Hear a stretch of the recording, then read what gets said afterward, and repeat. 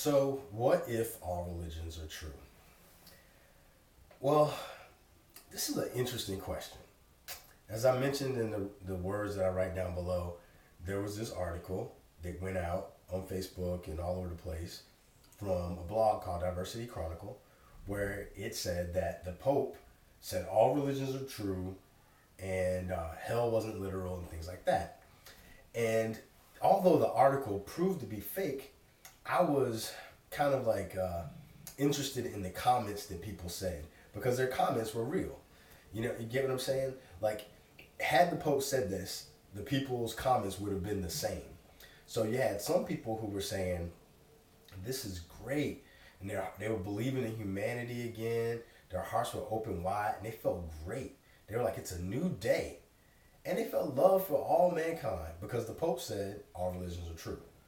Once they found out the Pope didn't say it, all that went away. They felt sad and went back to business as usual. And my question was, if you already believe that all religions are true, and it makes you believe in mankind and have all this hope, why don't you just live into that?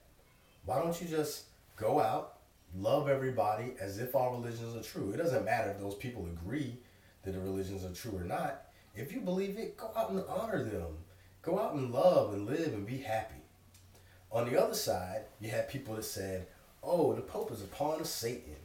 And and they started quoting Bible verses. There are people going to hell, and they quote the Pope's going to end up taking the Bible away, and they just got all angry.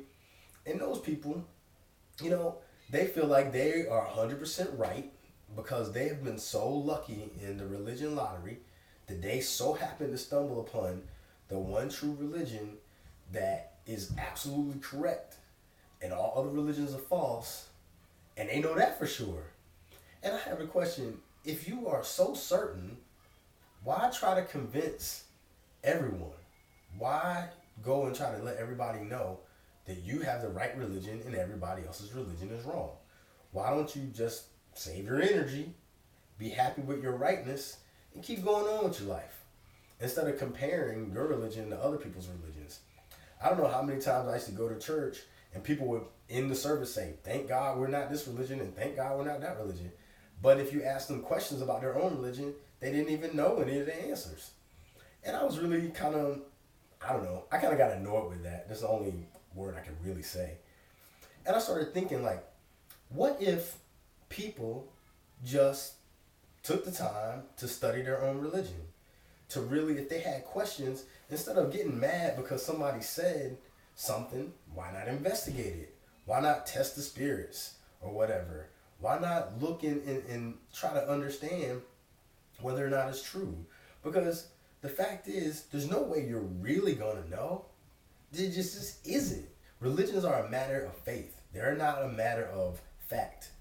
And I think that it's important for people to realize that because really, we're fighting over nothing. We're fighting over things we can't prove, and yet religious wars are pretty much the cause of all wars.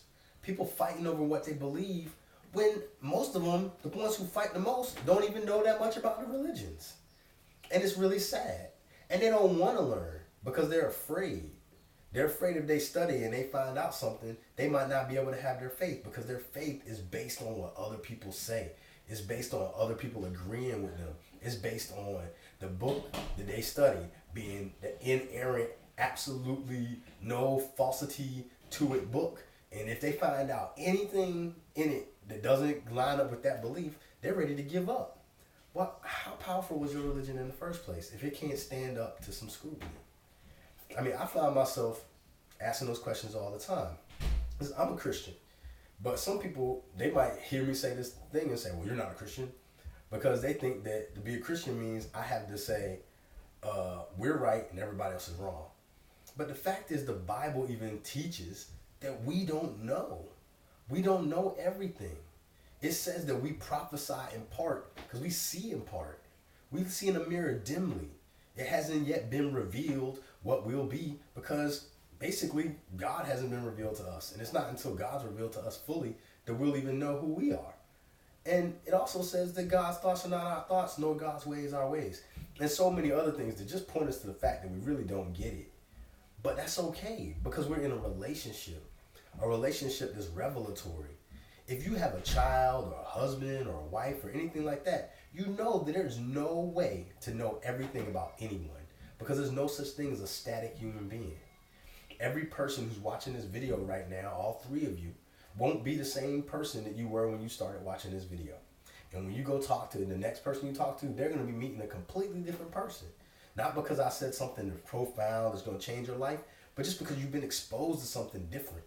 We're all being changed constantly. And we have to try to live from this newness of life, of newness encountering newness, discovery upon discovery. But when we start telling ourselves that we understand everything in this static fashion, and especially God, and that we know for a fact this, that, and the other thing, we are liars. And I feel like it's just time that we just come in contact with that reality. God already knows we are. I imagine. I don't even know if that's true.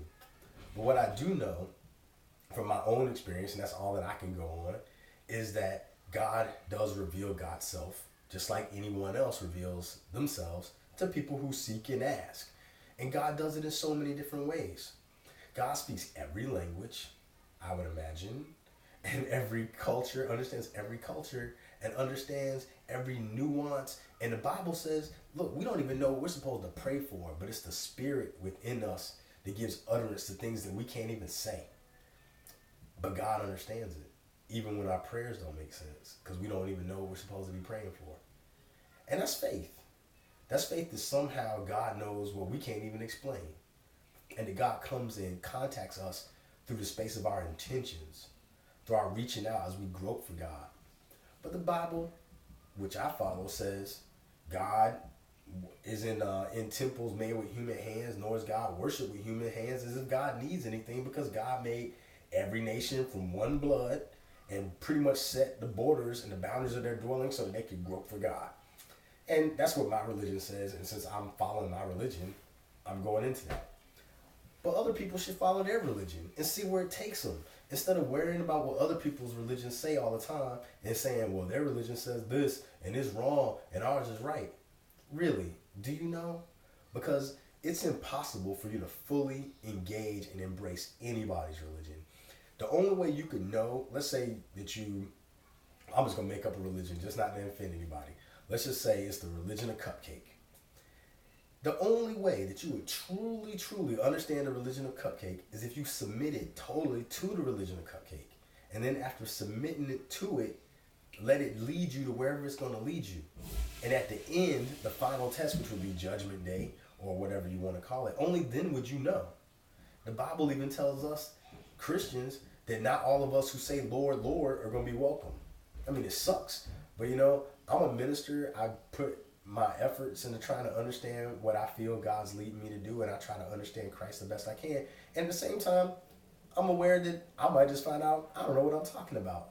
But that's just a matter of faith. I have to live into that and trust that God's love is bigger than my ability to express God's love or to understand God's love, and that God's going to make a way out of my failed attempts. But I'm not going to get any closer by worrying about whether or not other people's religions are true.